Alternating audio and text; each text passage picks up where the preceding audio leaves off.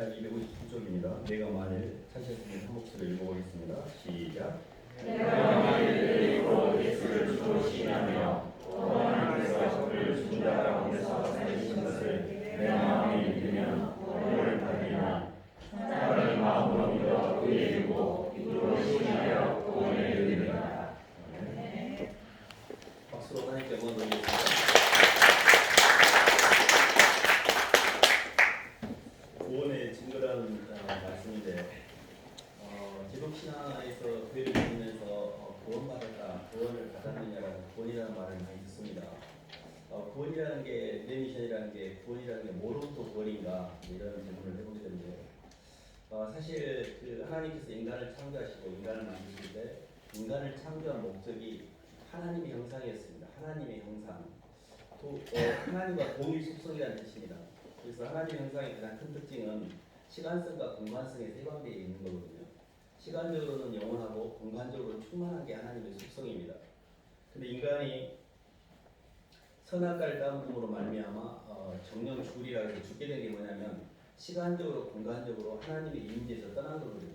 그래서 인간은 죽음에 대한 두려움을 갖게 되고 땅에서 내 것을 잃어버리면 어떨까라는 결핍에 대한 두려움 가운데 일생 몸의 부담을 갖고 사는 거거든요.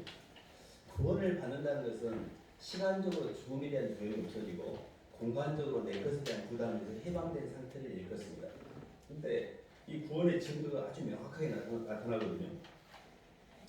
예수님을 믿기 전에 우리의 상태는 하나님의 임재에서 떠난 상태에서 하나님의 영의 빛이 우리에게 들어오지 못하니까 빛이 없음으로 말미암아 어둠을 의식하고 있는 상태, 사랑이 없기 때문에 두려움 가운데 빠진 상태를 일컬었거든요.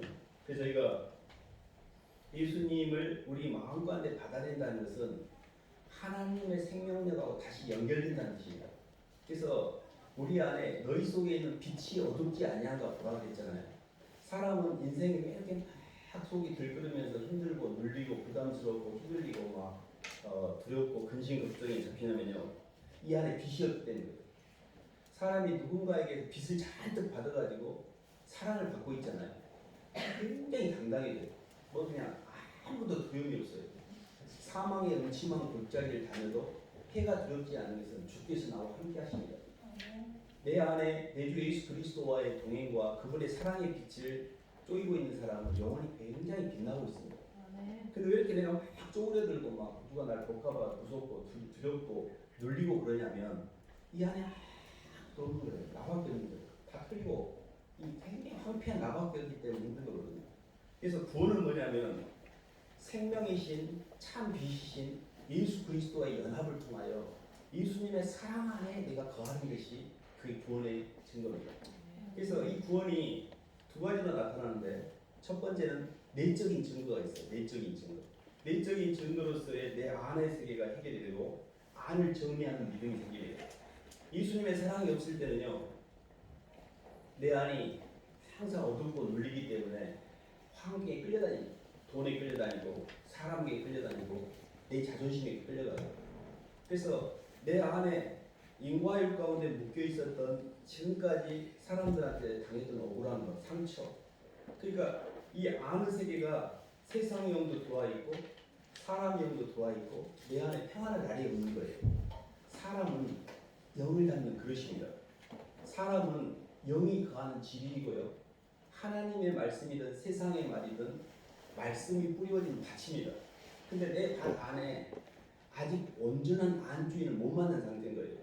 그래서 참 빛인 예수님이 내 안에 온전히 거하게 될 때 이것을 주님 중심으로 내 안을 정리하는 것을 안을 정리하는 믿음이라고 해요. 내 안이 평정이 됩니다. 우리가 삼국통일을 할 때 고구려 신라 백제 막 분산돼 있잖아요. 신라가 하나로 통합했잖아요. 그런 것처럼 하나님의 영이 내 안에 들어와서 세상의 영도 사람의 영도 통합시켜가지고 정리해버린 상태, 이걸 안을 정리하는 믿음이라고 해요. 그러면 굉장히 평안해져요.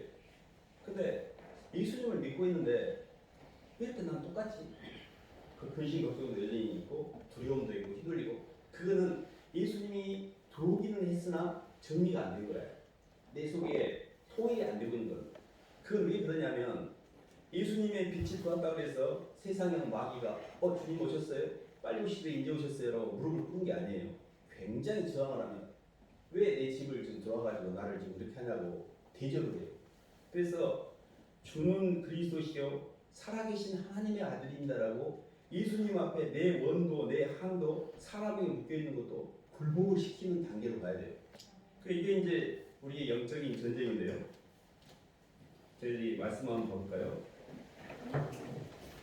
에베소서 말씀 보겠습니다. 2장 8, 9절.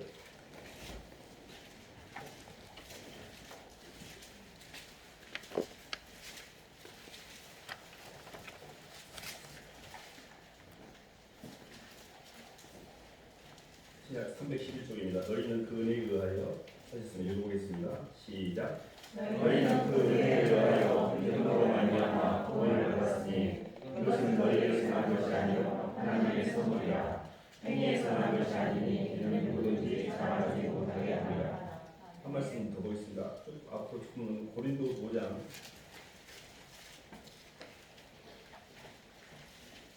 14절 말씀 17절까지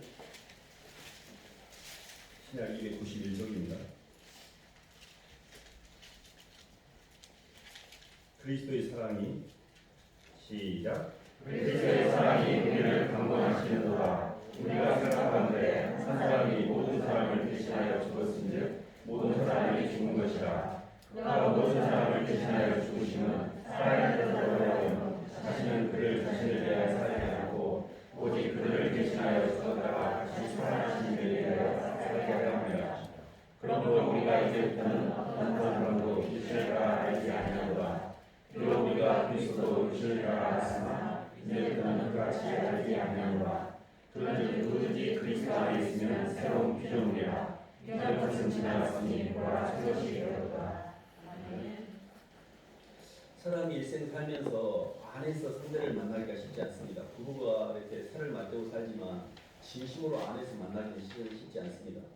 가장 사람들이 예수님을 믿으면서 많이 범하는 오류 중에 하나가 예수님을 마음 깊이 받아들인 게 아니라 머리로 만난다는 뜻입니다.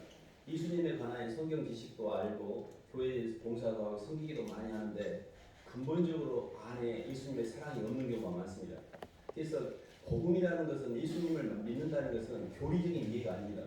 또는 교회 안에서의 어떤 율법을 잘 지키는 율법적 감각도 아닙니다. 이 복음의 핵심, 예수님의 핵심은 뭐냐면 예수님을 사랑하는 거예요. 예수님이 나를 사랑하는 것을 내 가슴의 심장이 받아들이는 거예요. 예수님의 사랑과 연합이 없는 신앙은 종교인인지 신앙인이 아닙니다. 그래서 내 안에 예수님의 사랑이 들어올 때만 막 속에 들끓었던 것들이 그때부터 편해져요. 왜 그러냐면 사실 사람들은 인과율이 저주에 묶여 있어요. 인과율이 저주라는 게 뭐냐면 시간 속에 묶여 있습니다. 내 과거, 내 기억. 근데 내가 어떤 형태든 간에 누구를 미워하면 그것도 묶여 있는 거예요. 사람한테. 누구를 싫어하는 것도 묶여 있는 거예요. 누구를 판단하는 것도 묶여 있는 거예요. 다. 근데 예수님이 나를 향해서 십자가에서 죽으심으로 치우신 대가가 너무 컸습니다. 그래서 성경은 율법을 쫓아서 거의 모든 물건이 피로써 정결케 되나니 피 흘림이 없는데 제사함이 없어요. 사람은 피를 봐야만 숨이 죽어요. 내가 너무 억울해. 저런 날 끝난 줄 알았는데 그 사람이 사형선고를 받는다는 피를 보면 그때서 내가 분이 풀려요. 사람은 피를 봐야만 내 분이 풀리게 돼 있는데 이 자아가 분해지세요. 이 속에서 막 억울한 내 인생. 너무 억울한 거 그냥 사람들이 나처럼 공정하지 않았다고 생각하는 부분이 있거든요. 근데 그 율법으로 묶였던 우리 자신이 예수님의 피를 그분이 나를 위해서 죽었다는 것을 받아들인 순간에 그 피치를 내 몸에 하는 순간에 내 분이 싹 사라져요. 내가 주님 안 억울해요. 주님이 저 때문에 당한 걸 생각하면 저는 이건 아무것도 아니에요 주님 하고 무릎이 다 꿇어집니다. 이게 예수의 피 때문에 내 자아가 굴복이 되므로 안이 정리되기 시작해요. 길길이 날뛰던 야생마가 재갈이 물려지고 이제 개가 지금 한대로 물어뜯고 있던 개가 목줄을 매면서 하나님 말씀에 고개를 숙이기 시작해요. 이게 예수를 안에서 만나는 거예요. 예수를 만나는데 교리적인 이해, 성경은 뭐 아는 거 아무 상관이 없어요. 심장 속에 예수님의 사랑을 느끼고 있는가? 예수님의 사랑을 내가 받아들이고 있는가? 이것이 안에서 만난 주님이에요. 그것이 구원의 내적 증거예요. 구원의 내적 증거의 가장 큰 특징이 뭐냐면 회개를 통한 죄사함의 자유가 있어요. 죄사함이 뭐냐면요, 내 과거가 없어지는 거예요. 그런즉 누구든지 그리스도 안에 있으면 새로운 피조물이라고 했잖아요. 계속 과거 속에서 묶여가지고 과거의 인과일 가운데 과거에서 현재를 보고 현재를 통해서 미래를 내다보는데 과거의 기억이 없어지는 거예요. 나에게 상처를 줬던 사람도 생각이 안 나요. 내가 그렇게 미워했던 사람도 생각이 안 나요. 미래에 대한 두려움도 없어지고 시간으로부터 해방되는 것이 내적 증거예요. 내가 예수님을 진짜 사랑하면 내 인생 가운데 억울하고 분한 것들이 다 녹아져요. 더 이상 분할 것도 억울할 것도 없어요. 주님, 충분히 주님께 저에게 주신 은혜 가운데 제 인생에서 묶였던 걸 다 풀고도 남음이 있습니다. 이렇게 예수님의 사랑을 가지고 내 인생 속에 억울한 것들을 풀어내는 것을 은혜 안에 거하는 삶이라고 해요. 그 은혜가 꼭 있어야 돼요. 예수님의 은혜가 있기 때문에 내가 숨을 쉬는 거예요. 예수님이 나를 이 땅에서 시간과 공간으로부터 해방시켜 주시기 위해서 우리를 이 땅에 보내셨는데, 예수님의 사랑의 빛을, 그분의 나를 향하신 그 십자가의 피 흘림을 내가 가슴속으로 받아들인 것을 우리가 믿음이라고 그러고, 그분을 만왕의 왕이요 만주해 주신 내 주 예수 그리스도를 내 심장으로 내 주님으로 고백하는 사람의 심령 공간에 예수의 영이 들어오게 돼 있어요. 그래서 말씀을 통해서 성령의 인재로 주님과 내가 합하여 한 영이 되는 거예요. 이게 예수 그리스도와 내가 하나가 됨으로 말미암아 화학적인 변화를 통해서 내 과거의 기억에서 점점 해방되는 거예요. 내 미래에 대한 두려움도 점점 없어지게 돼 있습니다. 구원의 내적 증거는 뭐냐면 굉장히 평안해져요. 그리고 과거가 없어져요. 그리고 억울하고 분한 것들도 많이 없어져요. 그래서 이게 노력하는 게 아닙니다. 성경 말씀을 지키려고 노력하는 게 아니에요. 뉴 크리에이션이 완전히 관점이 변화되는데, 흙에 속한 자의 형상이었던 세상에서 성공을 바랬던 내 겉사람, 근데 예수 그리스도 안에서 새롭게 발견된 하늘나라의 소망을 두고 사는 속사람, 이거 완전히 차원이 다른 사람이에요. 겉사람이 노력해서 한나라를 가는 게 아니에요. 예수님의 사랑을 받아들이면 새로운 차원의 의식이 다시 부활하게 되어 있습니다. 그것이 우리 안에 있는 내적인 증거거든요. 저희들이 잘 아는 말씀인데, 사마리아 요한복음 한번 4장을 볼까요?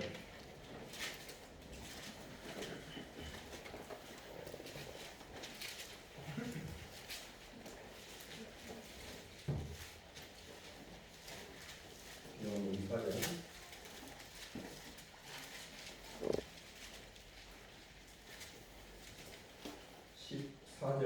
13절부터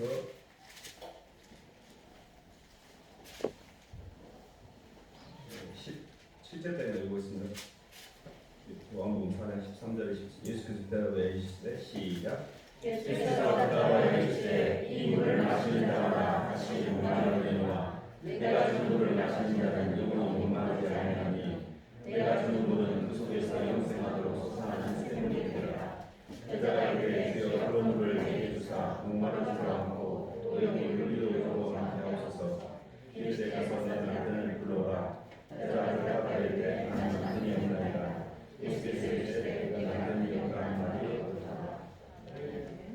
알겠습니다. 이게 주님께서 이렇게 유대에서 갈릴리 지방 가기 위해서는 사마리아를 통과해야 되는데, 사마리아를 통과할 때 수가성이라는 곳을 통과하게 되는데, 사마리아는 이제 혼혈이 됐던 지역이기 때문에 모든 유대인들이 가기를 꺼려하는 지역입니다.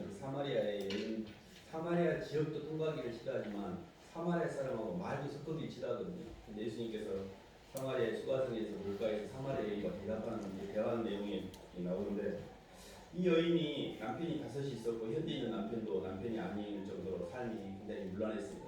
그리고 낮에 정오에 육시라고 하는 것은 유대인의 달력으로는 거기에 육을 더해야 되거든요. 12시 정오입니다.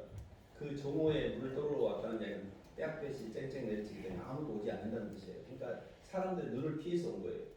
사람들이 눈도 피하고 실질적으로 이렇게 사람과의 관계 때문에 상처도 많이 받고 또 물동이를 떠올 정도로 가난하고 힘들고 물질적으로 없는 사람입니다. 근데 이 여인이 예수님과의 대화를 통해서 영적인 세계를 깨닫기 시작합니다. 그래서 예수님이 내가 메시아를 만났다 그러고 내적인 변화를 갖게 돼요. 그래서 그렇게 창피했던 이 여인이 물동이를 뜯어물고 가서 자기가 갖고 있는 열등감과 자기의 그런 수치심과 자기 자아에서 올라오는 모든 기운들에게 전혀 휘둘리지 않고 동네 가서 막 사람들에게 막 악을 쓰면서 메시아가 왔다고 막 사람들에게 전도를 하기 시작합니다. 와보라고. 그래서 많은 사람이 이 여인의 말을 듣고 와서 예수를 믿게 되거든요.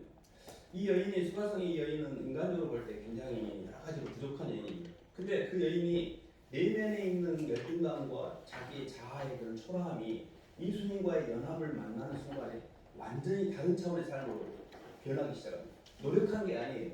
그게 그렇게 속에서부터 성령의 기름 부음이라고 말하는 게 있습니다. 성령의 임재. 하나님의 영이 말씀을 통해서 그분의 사랑으로 내 안에 임재가 되잖아요. 그럼 성령의 기름 부음을 통해서 성령이 운동을 하시는 겁니다. 우리가 그것을 막 노력한다고 생각하는데요. 성령이 하나님의 말씀을 통해서 우리의 삶의 방향성을 잡고 성령의 감동을 통하여 그럴 수 있는 마음을 주셔요. 우리가 하는 게 아니에요. 하나님의 영이 그렇게 하시는 거예요.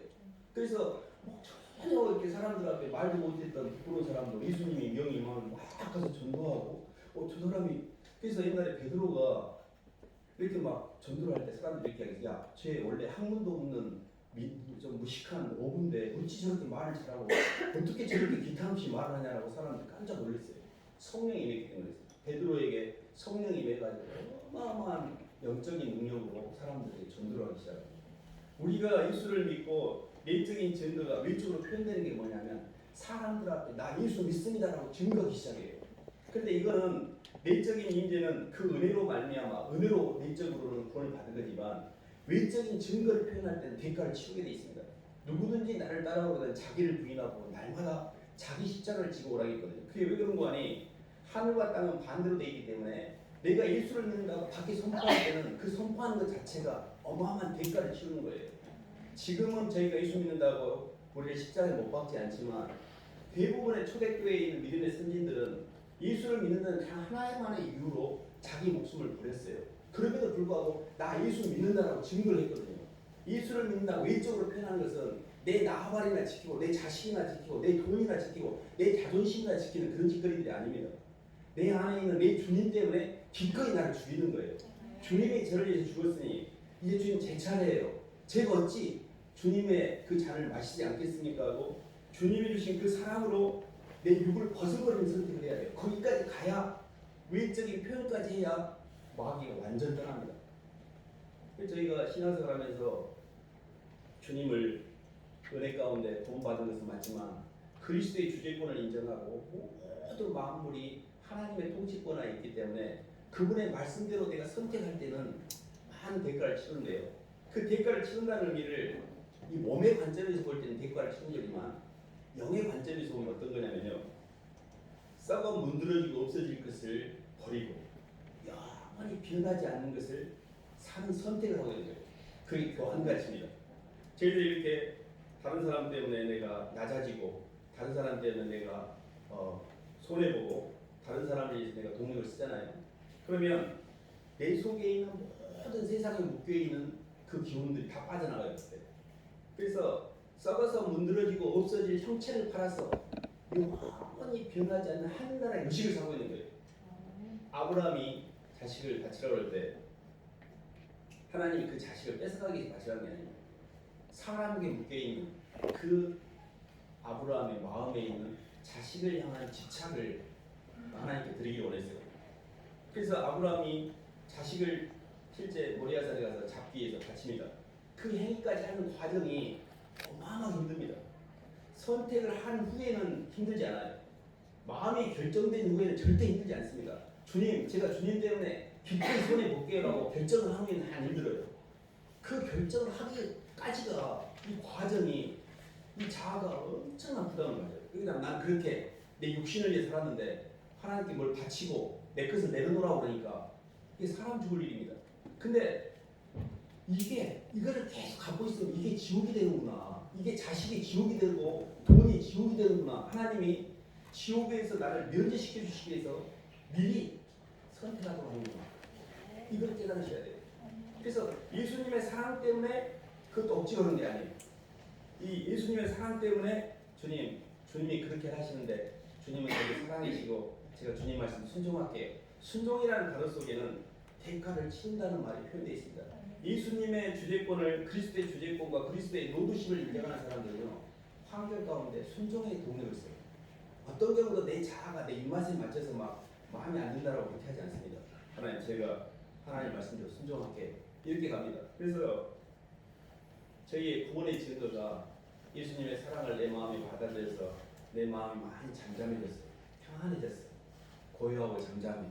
과거의 기억도 없고 나를 힘들게 했던 사람들도 다 용서하고 내 인생에 묶였던 인과를 많이 풀었어요. 안 풀리면 계속 이제 그런 과정을 겪는 거죠. 근데 그렇게 내 안에 잠잠한 것들이 이렇게 밖으로 표현되는 과정에서는 뭐냐면 사람에게 인생을 투자하게 됩니다. 저희들이 아는 말씀인데요. 한 번씩 읽어볼까요? 빌립보서 3장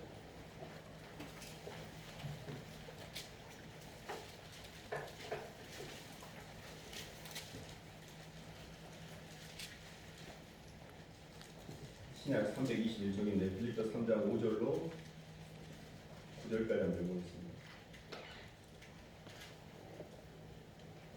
빌립보 3장 5절로 9절 신약 321쪽. 나는 8일 만에 시작. 나는 8일 만에 하늘을 나가고 이스라엘 족속이여 베냐민 지파여 히브리 무리이며 율법으로는 바리새인이요 열심으로는 교회를 박해하고 율법으로는 흥이 없는 자. 나가 무엇인지 내게 유익한 것을 내가 그리스도를 위하여 하려고 여긴다더라. 또한 모든 것을 내가 여기는 내게 그리스도 예수를 아는 지식이 가장 가상하기 때문이라.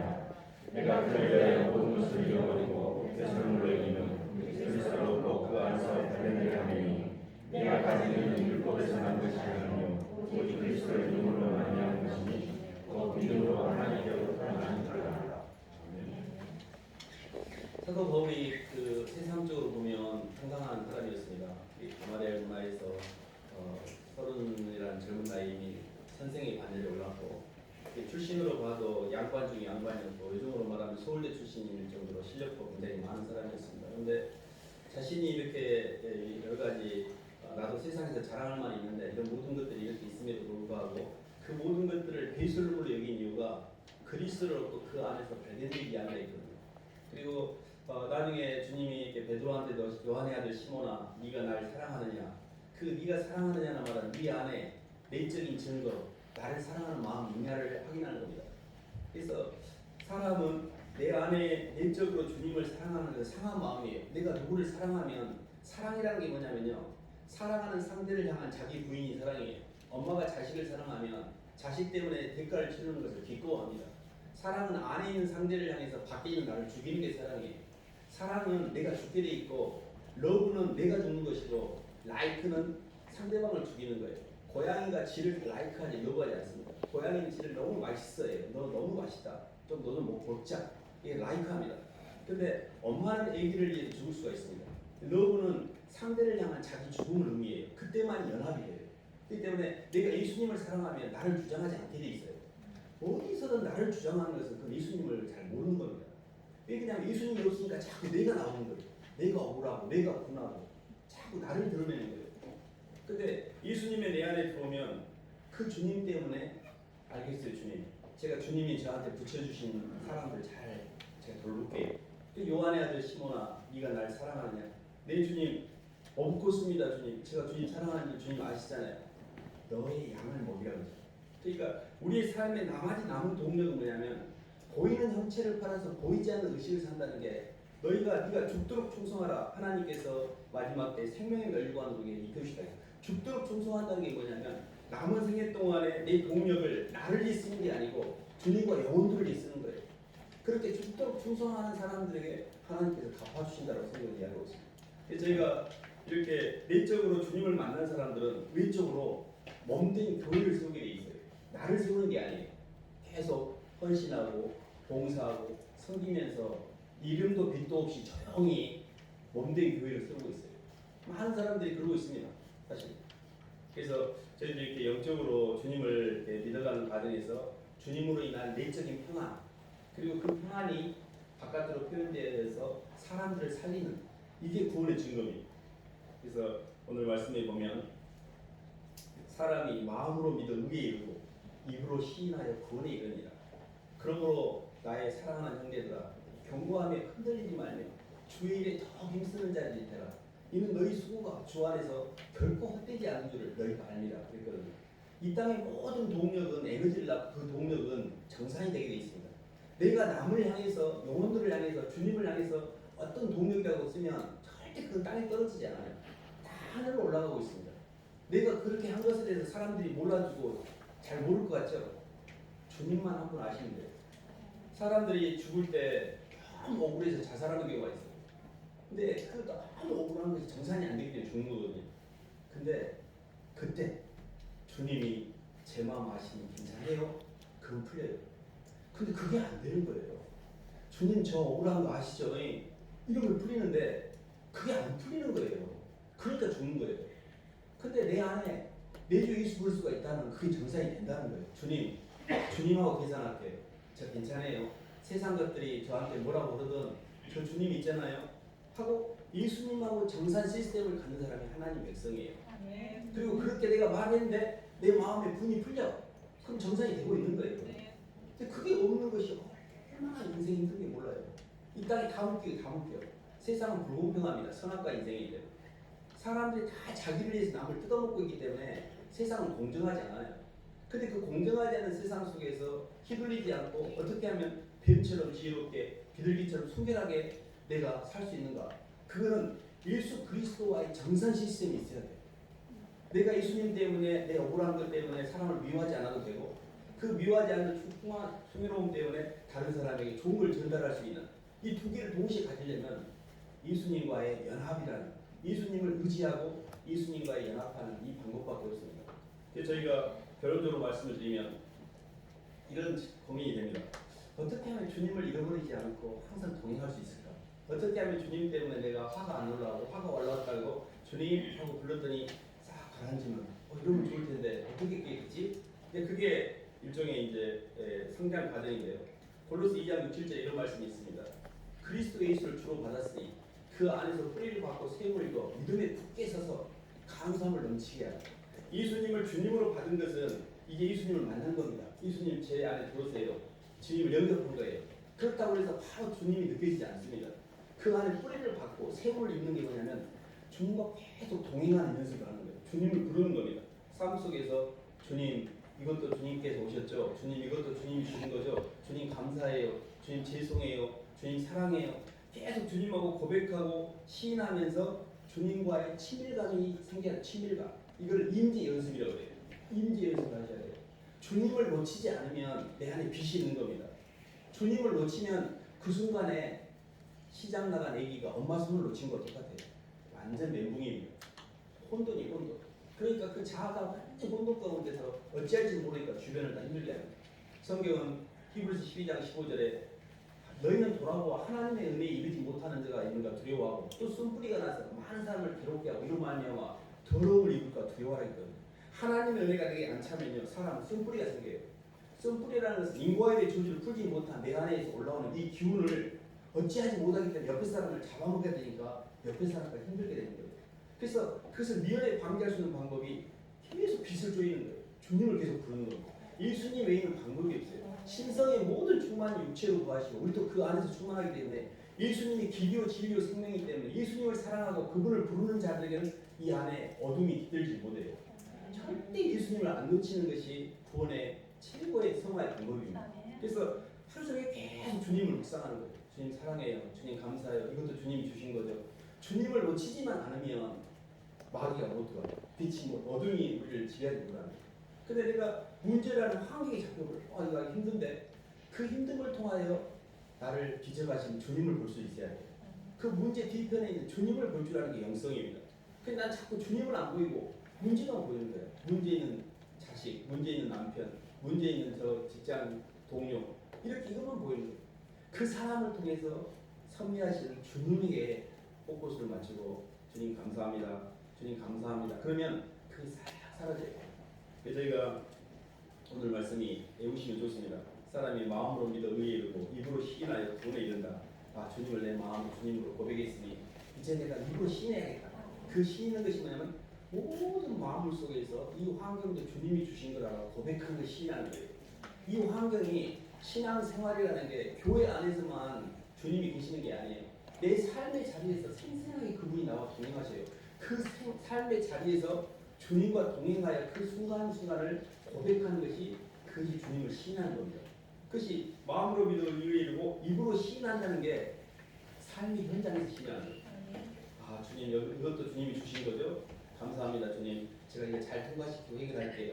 그러다 보면 구원에 이른다는 게 뭐냐면 시간의 부담, 공간의 부담, 두려움들 전혀 없어지는 거예요. 이 환경도 주님이 주신 거네. 감사해요 주님. 다 처리가 되는 거예요.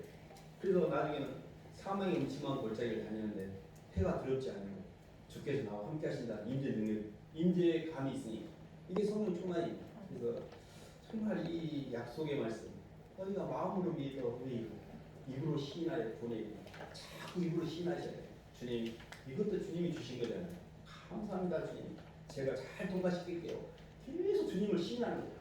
계속 주님을 시인하다 보면 내 속에 모든 그런 어둠의 힘이 싹 사라져요. 그래서 정말 주님을 이렇게 주로 받았으면 참으로 잘하신 겁니다. 거기에 뿌리를 박으시면 더 잘하신 겁니다. 믿음에 푹 있어서 계속 감사함을 표현하시고 계속 주님을 시인하시다 보면 많이 이렇게 저희 영혼이 편안해지시고 구원의 그 증거가 그 삶에 나타나는데 꼭 그렇게 되시기를 주님 이름으로 축원합니다. 네. 하나님 아버지 감사드립니다. 하나님 아직도 저희 속에 많은 부담이 있고 눌림도 있고 억울함도 있고 정산되지 않는 아버지 세상이 너무 억울하게 당했던 것 때문에 뚫릴 때가 많습니다. 그럴 때마다 세상하고 그를 답을 내는 게 아니라 주님이 저희의 그런 불완전한 모습을 있는 그대로 사랑하셨고 십자가에서 달려 죽으실 때까지 끝까지 사랑하셨던 그 주님의 그 사랑으로 저희 마음의 채움으로 인과에도 묶였던 억울한 것들을 풀기를 원합니다. 먼저는 주님을 더 사랑하여 마음속으로 주님을 더 깊이 받아들이게 도와주시고 그 안에서 만난 주님의 그 사랑 때문에 바깥세계 더 정리시킬 수 있도록 하나님 저희 신앙을 인도하여 주시옵소서. 예수님 이름으로 기도드립니다.